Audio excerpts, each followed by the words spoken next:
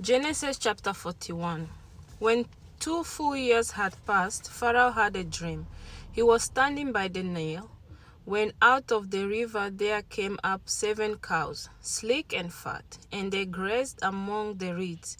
After them 7 other cows, ugly and gaunt, came up out of the Nile, and stood beside those on the river bank. And the cows that were ugly and gaunt ate up the 7 sleek, fat cows. Then Pharaoh woke up.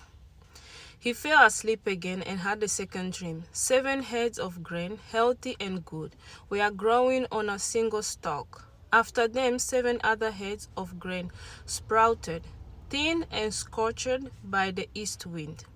The thin head of grain swallowed up the 7 healthy, full heads. Then Pharaoh woke up. It had been a dream. In the morning his mind was troubled, so he sent for all the magicians and wise men of Egypt. Pharaoh told them his dream, but none could interpret them for him. Then the chief cupbearer said to Pharaoh, "Today I remember of my shortcomings. Pharaoh was once angry with his servant, and he imprisoned me and the chief baker in the house of the captain of the guard. Each of us had a dream the same night, and each dream had a meaning of its own. Now a young Hebrew was there with us, a servant of the captain of the guard. We told him our dreams, and he interpreted them for us, giving each man the interpretation of his dream. And things turned out exactly as he interpreted them to us. I was restored to my position, and the other man was impaled. So Pharaoh sent for Joseph, and he was quickly brought from the dungeon. When he had shaved and changed his clothes, he came before Pharaoh. Pharaoh said to Joseph, "I had a dream, and no one can interpret it, but I have heard it said of you that when you hear a dream, you can interpret it." "I cannot do it," Joseph replied to Pharaoh, "but God will give Pharaoh the answer he desires."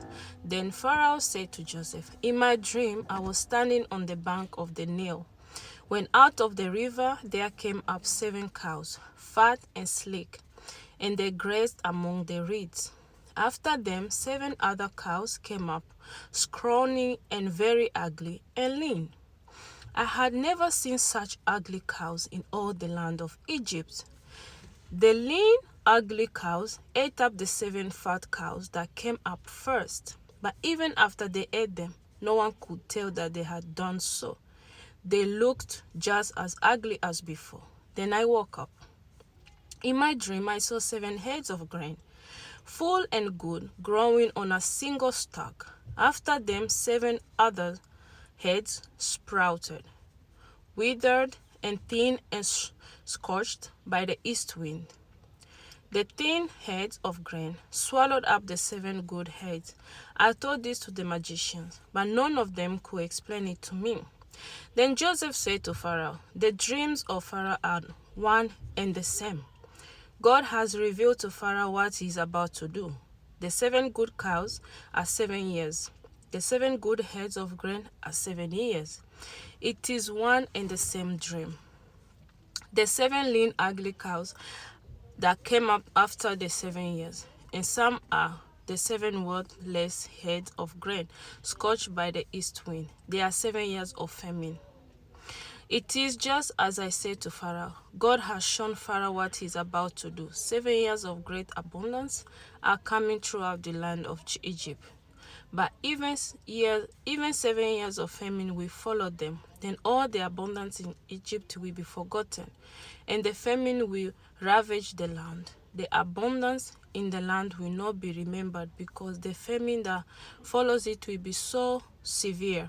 The reason the dream was given to Pharaoh in 2 forms is that the matter has been firmly decided by God, and God will do it soon. And now let Pharaoh look for discerning and wise man and put him in charge of the land of Egypt. Let Pharaoh appoint commissioners over the land to take a 50 of the harvest of Egypt during the 7 years of abundance.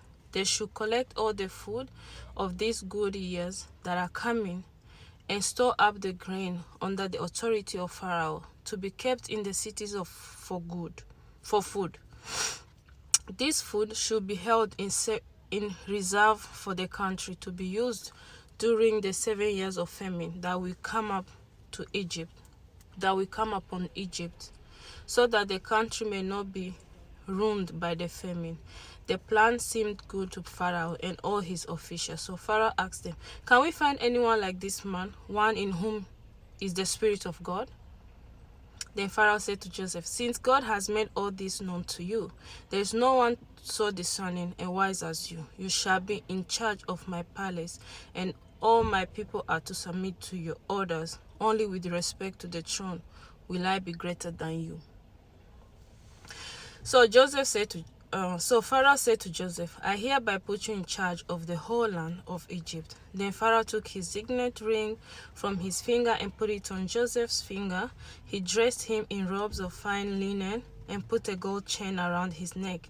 He had him ride in a chariot as his second in command, and people shouted before him, "Make way!" Thus he put him in charge of the whole land of Egypt. Then Pharaoh said to Joseph, "I am Pharaoh, but without your word no one will lift hand or foot in Egypt." Pharaoh gave Joseph the name Zaphenath-Paneah and gave him Asenath, daughter of Potiphar, priest of On, to be his wife. And Joseph went throughout the land of Egypt. Joseph was 30 years old when he entered the service of Pharaoh, king of Egypt. And Joseph went out from Pharaoh's presence and traveled throughout Egypt. During the 7 years of abundance, the land produced plentifully. Joseph collected all the food produced in those 7 years in abundance in Egypt and stored it in the cities. In each city he put the food grown in the field surrounding it. Joseph stored up huge quantities of grain like the sand of the sea. It was so much that he stopped keeping records because it was beyond measure. Before the years of famine came, 2 sons were born to Joseph by Asenath, daughter of Potiphar, priest of On. Joseph named his firstborn Manasseh and said, "It is because God has made me forget all my trouble and all my father's household." The second son he named Ephraim and said, "It is because God has made me fruitful in the land of my suffering."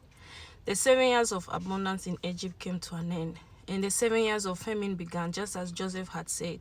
There was famine in all the other lands, but in the whole land of Egypt there was food. When all Egypt began to feel the famine, the people cried to Pharaoh for food. Then Pharaoh told all the Egyptians, "Go to Joseph and do what he tells you." When the famine had spread over the whole country, Joseph opened up all the storehouses and sold grain to Egyptians, for the famine was severe throughout Egypt, and all the world came to Egypt to buy grain from Joseph because the famine was severe everywhere. Amen. God bless you.